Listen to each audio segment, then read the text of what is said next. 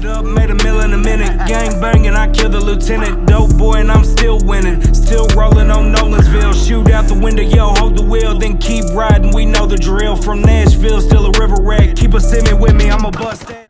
It's me, SimbaTv. Bang! What is good, YouTube fam? It's your boy Simba coming back here again with another reaction video for you guys today. For today's reaction video, we got top 10 prisoners that most humans fear. Let's get it. Don't worry, at least they're behind bars. Unlike some other lists we do, these dudes are actually locked away so they can't hurt you.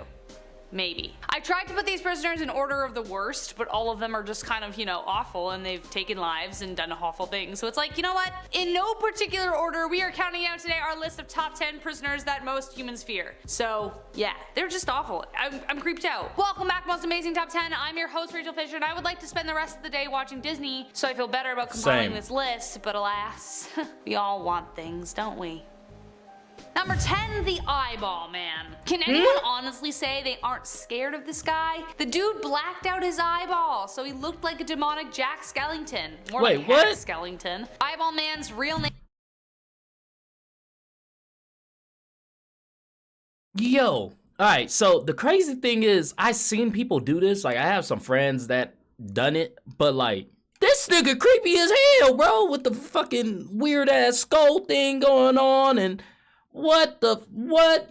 Name is Jason Barnum and is currently living out a 22-year sentence for shooting an Alaska police officer. Barnum's crime was heavily influenced by a hefty addiction to chasing the dragon. 3 officers were investigating vehicle break-ins and burglaries in South Anchorage and spotted a vehicle related to the attacks in a hotel parking lot. They checked out the security footage and saw a man carrying a tote to room 209. Barnum and 2 others were in the room, and when officers entered the bathroom, the shootout began. Barnum was injured in the arm, but they arrested him when he got out of the hospital, and they had to deal with how terrifying he looks, even though he's behind bars. So, yeah. Number 9, Eric R. Rudolph. Resourceful and resilient, Eric R. Rudolph quickly got on America's Most Wanted list. Why? Well, during 1996 to 1998, Eric detonated bombs 4 times in Atlanta and Birmingham, taking the lives of 2 people and injuring thousands. A 5-year manhunt ensued. He was finally caught in May 2003 after he was found rummaging through a dumpster. Later, it was revealed how intense his survival skills were. For 5 years, Eric foraged off the lands and survived off of buried barrels of grain and soy. He learned the schedules of when produce was going to be thrown out at grocery stores and stole what he could where it wouldn't be noticed. His motivation behind the bombings was a compilation of radical anti-gay, anti-abortion, and anti-government. The list goes on. He didn't get along with other people, and when he confessed to his crimes, he showed no remorse. But when he was taken away to go to prison, authorities report that the man had tears in his eyes, knowing he was utterly defeated. What can I say, man? Your actions brought you to where you are now, so that's crazy. Sorry, not sorry. Number 8, Robert P. HANSSEN. The man the FBI was afraid of, and he was right under their noses. Joining them for lunch in the cafe, grabbing coffee with them, laughing at the cooler. But all the while, Robert P. HANSSEN was a mole. On February 18th of 2001, Robert was arrested and charged with committing espionage on behalf of intelligence services for the former Soviet Union. I be telling people, man, you can't trust nobody, bro. This man was having dinner and lunch and what? You really can't trust nobody. That's crazy, bro. Wow. And their successors. He was caught red-handed placing a package containing highly classified information at a park in Vienna, Virginia for his Russian handlers. When the FBI searched his apartment, it became apparent his payment was in cash and diamonds with a value of over $600,000. HANSSEN handed over dozens of delicate files, including FBI counterintelligence investigative techniques, sources, methods, operations. He exposed the FBI's secret investigation of Felix Bloch, a Foreign Service officer for espionage. He pled guilty to 15 accounts of espionage on July 6, 2001 and was sentenced to prison without the possibility of parole. He is considered the most dangerous spy in FBI history. Wow. God knows what he said. Number 7, David Carpenter. I know Lisa Rinna from Dancing with the Stars because I love a good foxtrot. Love it. But she's actually more well known for being a desperate housewife. But it turns out that her very own mother was actually David Carpenter's first victim. She knew him from work and he offered to give her a ride home, and he had kids and a wife. Soon he was on top of her, hammer and knife in hand, but thankfully a cop was nearby who suspected something was amiss, so she was saved. David was sentenced to 14 years in prison, where he was diagnosed as a sociopath with a very high IQ. He was released after only 9 years and quickly went on to commit more attacks against women. Of course! Good call on releasing him. Why would you release the man? Of course he's gonna... What? What? That shit just like really just floors me when like the system does not work, bro. Like what? There's so many flaws. Like why would you... What? Just saying? Like what? Ugh. I hate that. I hate that. At one time, he was even suspected of being the Zodiac Killer. Instead, he became known as the trailside killer who would prey on women on hiking trails. He took the lives of 10 people, though it's probable that there were more. Just 2 survived, and officers described that he was a kind of Dr. Jekyll, Mr. Hyde kind of behavior. He was super nice, but then he had this insane, psycho, creepy, dark side as well. Number 6, ZACARIAS MASSAOUI. The ADX prison is intended as a holding cell to teach prisoners proper conduct before they are sent to penitentiaries. However, some are so bad that they are never released for fear they might inspire new crimes if allowed to communicate to those outside the walls. ZACARIAS is one of them. He is currently serving out 6 life sentences for assisting the hijackers who carried out the, you guessed it, the 9/11 attacks on the World Trade Center. MASSAOUI was placed on a watch list in 1999 when he started interacting with Islamist extremists. He could have prevented the attacks entirely, however he lied to the FBI about the Al-Qaeda and their plans to attack the US. He was even supposed to pilot a plane into the White House. He was arrested in August 2001 and went on trial in 2006. Throughout the trial, he praised the Al-Qaeda and was removed for several outbursts. A very different tone to the note he wrote recently in 2020 renouncing Al-Qaeda and appealed to younger Muslims to be wary of their deceptive ways. I really do hope he has genuinely released those ideals. However, he did do it in an attempt to relax his sentence. As recently as 2018, he was still referring to himself as a natural-born terrorist, so needless to say, I don't see things relaxing anytime soon.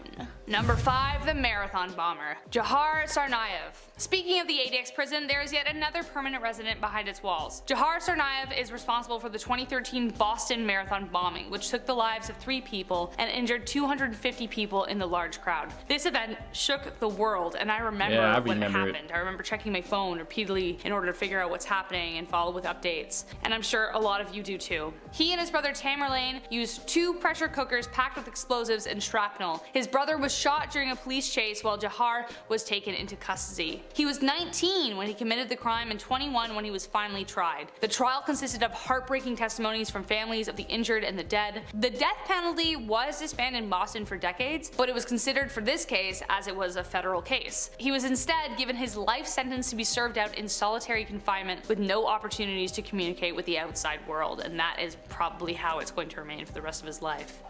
Wow, so young.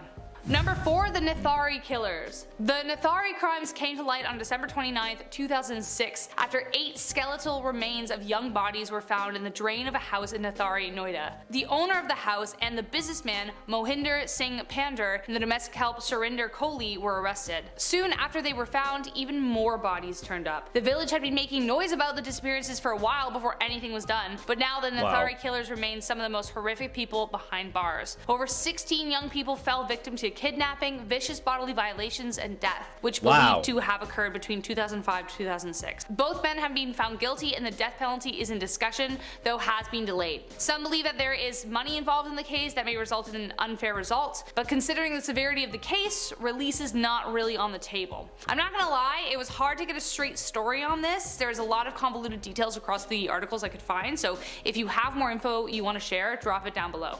Number 3, Larry Hoover. This dude is so powerful that he was continuing to run his operation while serving out a 200-year sentence for murder. Larry Hoover was, / is, I suppose, the chairman of the notorious gangster Disciples gang. He was convicted 2 decades ago of continuing to run his empire behind bars. Hoover, now 70, is serving out 6 life sentences at the Supermax Federal Prison in Florence, Colorado, a facility that holds the worst of the worst: terrorists, mobsters, anyone who'd be a danger to anyone from the outside. It is said to be the most secure in the country. He established the gang in Chicago in the 1960s and has recently decided to try and take some of them down. The indictment accused 7 state and national leaders of the gangster disciples of racketeering conspiracy, drug trafficking, witness intimidation, and multiple murders, including the 2018 death of a 65-year-old ranking member of the gang on Chicago's South Side. Beware if you've ever crossed Larry Hoover, because even behind bars, you can't stop him.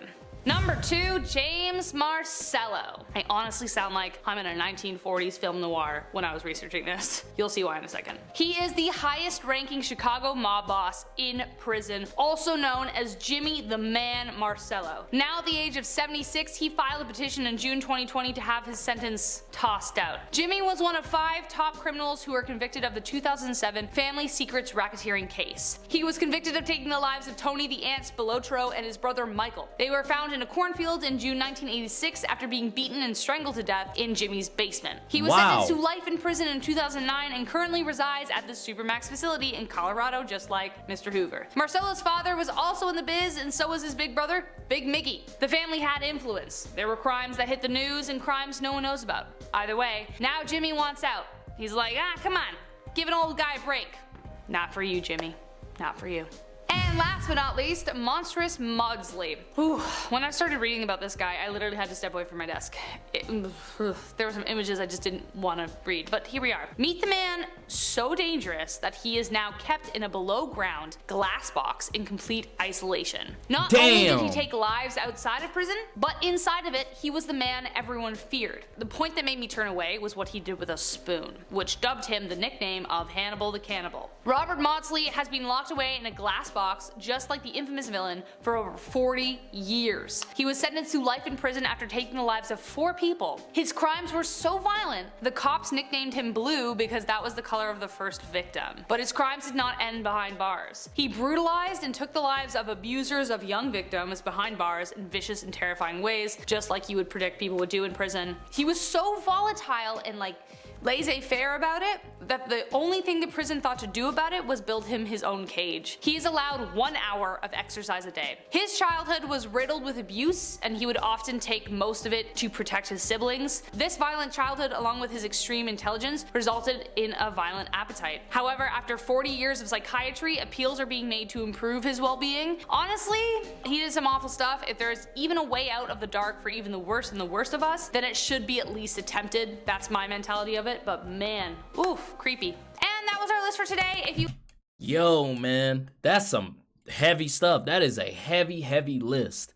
If you guys like this video, go ahead and hit that thumbs up button for me. Thank you guys for commenting, sharing, and subscribing, and I'll see you guys next time. Peace.